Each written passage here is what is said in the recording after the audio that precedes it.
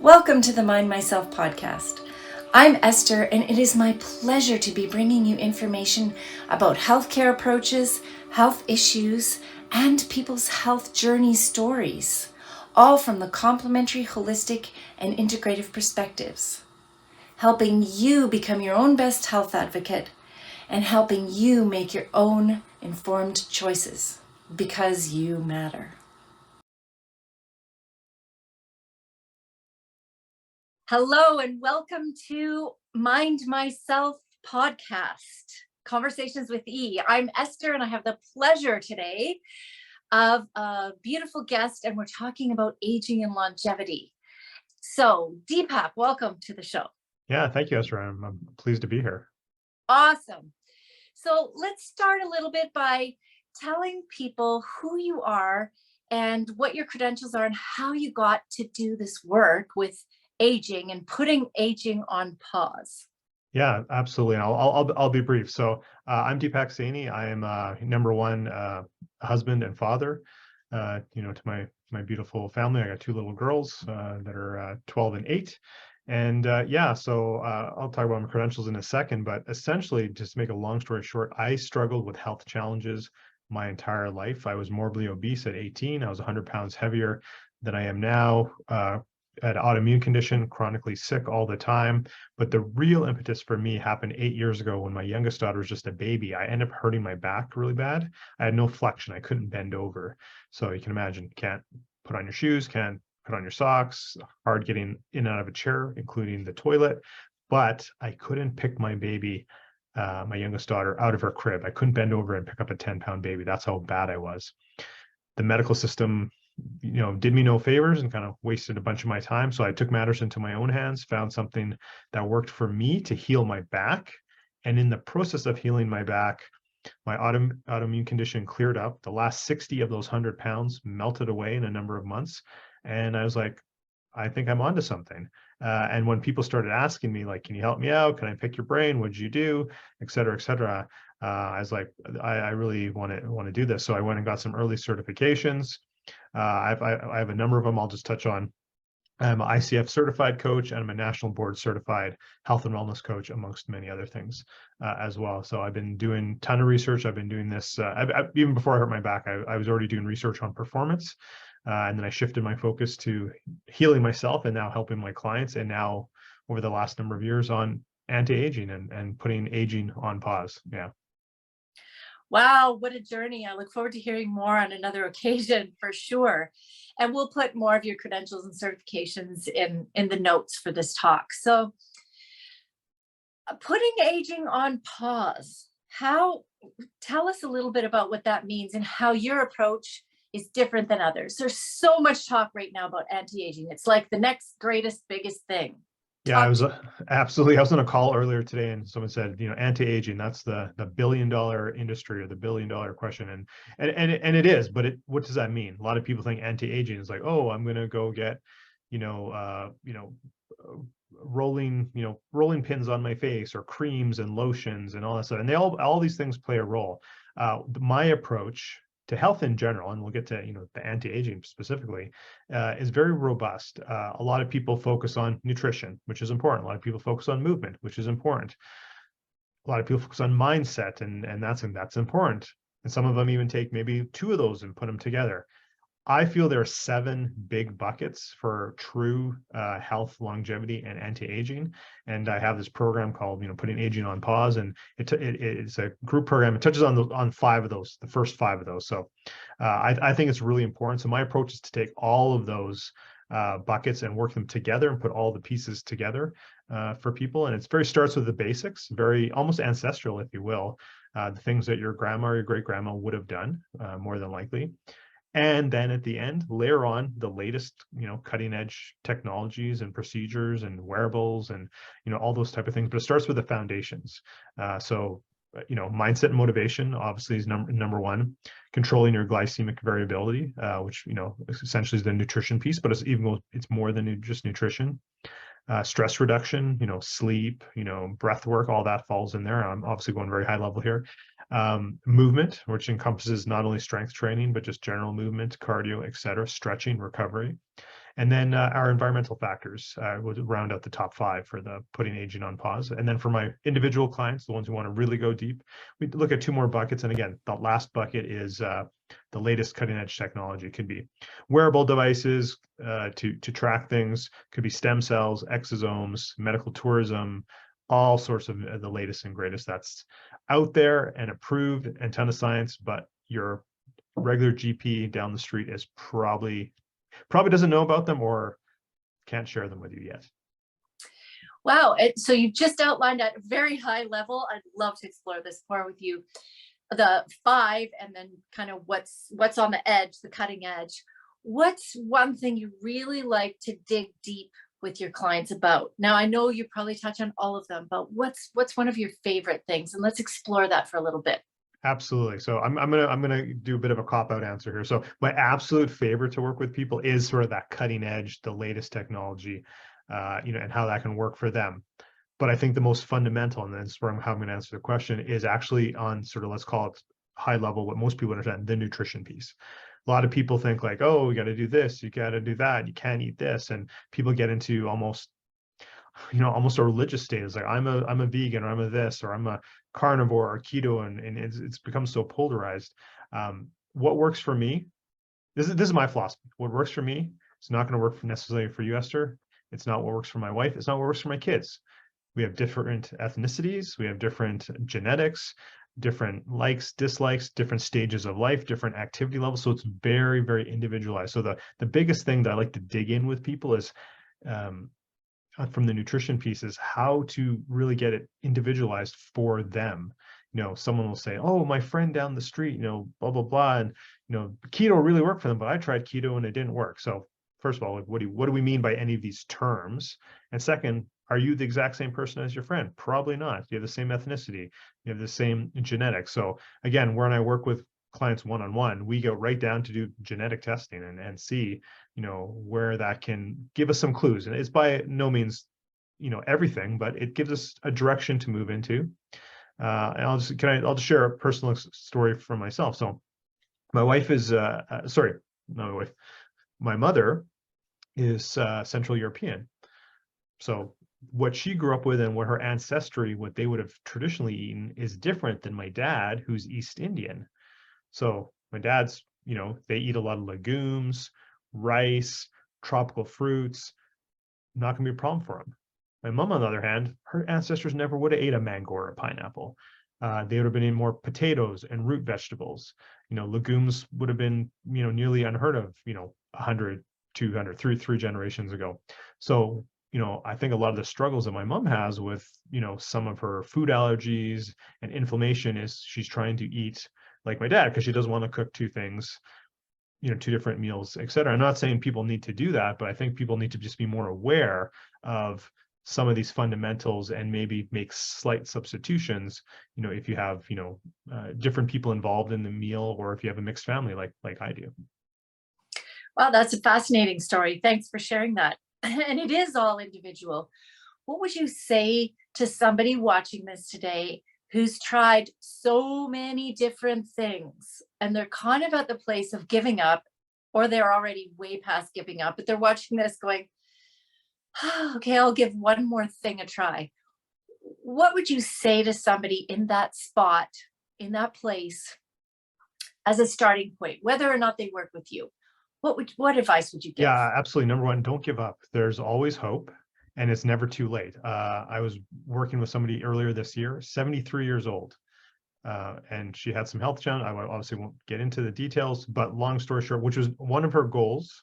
One of the benefits she got that was not even one of her goals was in 6 months she lost 32 pounds. We were trying to fix some other health issues, and that was a welcome byproduct for her, and we just tweaked a few things. So it's never too old. Don't think I'm over this age, I can't lose the weight, or I can't, whatever the thing be. So never lose hope. There's always time.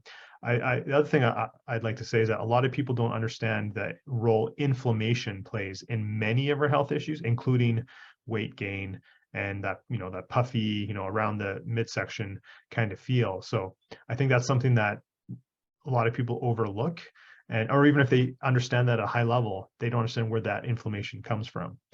So again, I'll just use myself as an example. Even though, and our genetics a lot of our genetics come from the maternal side. So again, using that example used before, I don't do well with legumes, even though on my dad's side, that would be totally normal. But from my mom's side, it's not. So I get inflammation when I eat legumes. So I don't eat legumes anymore. And how that manifests in me looks different than how it manifests in other people. But so again, it's just really get down to inflammation and what are the things, food specifically, we're talking nutrition here, are the foods that cause inflammation for you that are derailing you from what your goals are. And how would someone start looking at that? So we're tossed a whole bunch of information and marketing in terms of our food, and this is food and that is food. And, we're inundated with sugar ads, and I won't get into my own personal views on so many things right now, but there's a lot of marketing about food. And as you said, we have a high level of information about inflammation, but where do you start looking at that? Do you go to your doctor? Do you get some tests? What kinds of things do you recommend for somebody to start? Yeah, that's a great question. You almost started to open the big can of worms there, Esther, for sure. First of all, I wanted to just say this one thing and then I'll answer your question is like, I think a lot of people are think they're eating food, but they're actually eating food-like products. If something has more than, 4 ingredients and you can't pronounce it, it's probably not really food. It's passed off, going back to that marketing piece, and then I'll get off my soapbox here now. I think for people to start, you can certainly do elimination diets, you can do testing, you can do, food allergies, food sensitivities. There's a lot of, and I've done all those, and I've done other, genetic testing as well. They all have, they're a guiding post. It's not the be all end all. An elimination diet is great, but for anyone who's tried one or really looked into one, it can take a really long time. So when I work with people, what I suggest is, start with some quick substitutions, whatever that might be. Again, we're going to really dig into ethnicity and culture and that sort of thing, and then eliminate those things that might be, that affects a lot of people, and start there. So vegetable oils, and you mentioned sugar early. I would put vegetable oils above sugar as like the no-nos for sure. If you can just eliminate that and use real oils like real olive oil, coconut oil, avocado oil, etc. If you just eliminate that, start there. Then of course, let's reduce sugar. A lot of people, have lactose intolerance, or even some of the proteins. It's not even the lactose, it's other proteins in milk. And just start with the high level ones, the big 5, and start to make changes there and see how you feel. And that's something you can do easily on your own or with a little bit of guidance before you have to go do testing and go see specialists and that sort of thing. So that's what I would recommend for people to start. By all means, do testing if you can, or if you have the time. But I think just taking and making a few substitutions and eliminating a couple high level things that a lot of people struggle with is a good starting point. Awesome. You mentioned 5. So my understanding is the fats. So vegetable oils, sugars, grains. I guess with gluten, grains, I'll call them 1. They're really 2. And then quite often a lot of people nightshades as well. Okay, that's great. So that's really good information.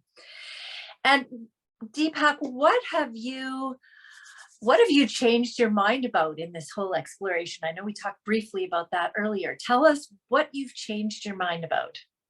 Yeah, one of the biggest, I change my mind all the time as new information comes up and that sort of thing. I do a ton of research daily. As I just alluded to a moment ago, I used to think, let's go back maybe 2 years, 3 years now, sugar was evil, was the, got to get rid of sugar. And about 2-3 years ago, I flipped my mind and all to the vegetable oils. So vegetable oils are now on my list are the number 1 bad, and the number 1 thing I try and get people off of. Our bodies, obviously excess sugar, we all know that. No, that's not a surprise to anyone. But at least to a degree, your body can use sugar. Your body has no use for vegetable oil at all. There's no, it's highly industrialized. It's not a natural product that would be in nature. So your body has no use for it. Evolutionary has no use for it. So that's something I've changed my mind in over on the last couple of years. Wow. So we've talked a lot about food and nutrition, but we started off saying how to pause aging. So let's bring it back to the aging conversation. What does this really have to do with aging? Because I believe it does, but from your words. Sorry, nutrition specifically? Yeah, well, because that's mostly what we seem to have talked about today. Yeah, So, absolutely. Yeah. So, like I alluded to earlier, so when you eat foods that are not a match for you, that don't serve your goals, quite often they will cause inflammation, and inflammation is what ages you. Inflammation is what causes many, if not all, diseases. So if you can reduce inflammation through all sources, and I personally believe nutrition is the leading source of inflammation for most people. There are other sources, and we probably don't have time to get into those today. But if you can reduce one of the greatest sources of inflammation primarily through our nutrition, through our diet, that's going to go a long way to helping your cells be healthier longer and stay healthier overall. And if you're healthier longer and your cells are healthier longer, that puts aging on pause and reduces your rate of aging. So that's how that comes. I mean, again, nutrition is just one piece of a lot of it, but specifically on nutrition, it's the inflammation piece. right. And that's going to affect your whole body, your organs, internally, your muscles, your structure, and your skin. Every cell. Everything. So we happen to be at the end of a year, and a lot of people are setting goals for a new year. But whenever somebody is watching this, what do you recommend about setting goals for setting yourself up for better health and better longevity? Yeah, again, this is why I work on, great question. This is why I work on, the first thing I work on with people is sort of that mindset and motivation. So whether you're watching this, right here, at the end of the year or just the beginning of the year or midway through the year, and you want to make a change, whatever that change is, whether it's, nutrition related, exercise related, or anything related, ultimately it's like, why is this important to you? What is your purpose or your goal for doing this? Is it just to, I just want to lose weight? First of all, that's not even a goal, right? I think we all know, SMART goals. We've all heard of that before. That's not even a goal. But okay, I want to lose 20 pounds by this time. Okay, we're getting somewhere. But why? So really dig down, really peel the onion back to why you want to lose. I'm just using weight as an example, but it could be any goal. Is it because I want to, and I get this quite a bit from elderly female clients. I don't know why it's the grandmas more than the grandpas, but they're like, I want to be the fun grandma. I want to be able to crawl around the ground, play Lego with my grandkids, and be able to get up. I want to be able to go bike riding again. So that's their purpose. That's their why, because they want to spend time with their family. They want to be around and be active for their grandkids. Just using that as one example. So whatever that is for you, is find that purpose, find that why, and that's going to get you on the right start to whatever your goal is, whether it's health related or otherwise. Awesome. Now, I assume, Deepak, in the work that you do with people, you help them get to those whys and dig deeper, and so they can have some structure around this and don't have to feel all alone in their journey. Absolutely. Again, that's the first thing we work on. I almost start working on with people even, as we're just having a conversation before we even work together to see if they're, even a right candidate to work with me. But certainly the first number of weeks, and it's something we always come back to. Of course, we always have to align everything we do back to that original purpose or that original goal. So that's always something we work on. But and the other piece is just accountability. It's great, you can get off on a, great start like many people do. I'll just use the gym, right? We're coming around to that, beginning of the year, and then why are the gyms all empty by mid-February, right? Because one, goals weren't structured properly. They didn't realize what's that real purpose, that real why, but also where's the accountability? So again, that's another reason to work with a qualified coach or professional, and whatever it may be, is you have that accountability piece as well. Awesome. Now, I know you have a little freebie. Can you just talk briefly about an offering that you have for people, and we'll put it, of course, in the notes to this. Yeah, I have a little guide. It's a tracker, so it talks about kind of 7 areas to improve your health, improve your longevity, your anti-aging, and then the back end of the book is 30 days of tracking those things. So just a way to start to build a habit, some small little steps, and you don't have to do all of them, just whatever calls to you, but a way to track them for 30 days so you can start to build out those habit muscles, and then hopefully you continue on with it afterwards. So yeah, and we'll put that, it's deepaksainihealth.com/freebie, so anyone can download that, and yeah, we'll put it in the show notes. Fantastic. Well, it seems like we could talk for a few hours on many things here, Deepak. I think so. Yeah, I think we have lots in common here in terms of our values. So what's one thing you'd like to leave your listener with today? Yeah, I think we were kind of already touched on it. Again, whatever the goal is, whether it's, anti-aging, longevity, just general health, some other goal, maybe it's saving for something, like could be financially, whatever it is. I think, again, just go back to why is this important to you, and what is this going to bring? It could be somebody who's like, oh, I want to, increase my business by, I want to double my business, but why is that? Is it just because you want money? Probably not. For most people, it isn't. Is because maybe it's because you want to make a bigger impact in the world. You want to create more jobs in your community.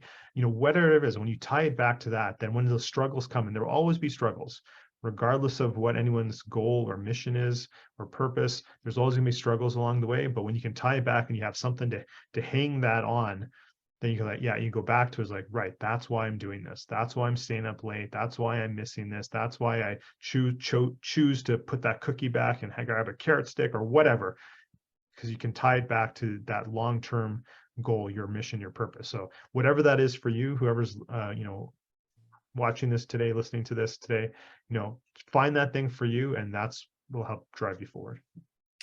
I love that. Thank you. What a fantastic way to end, to leave people to look at their why.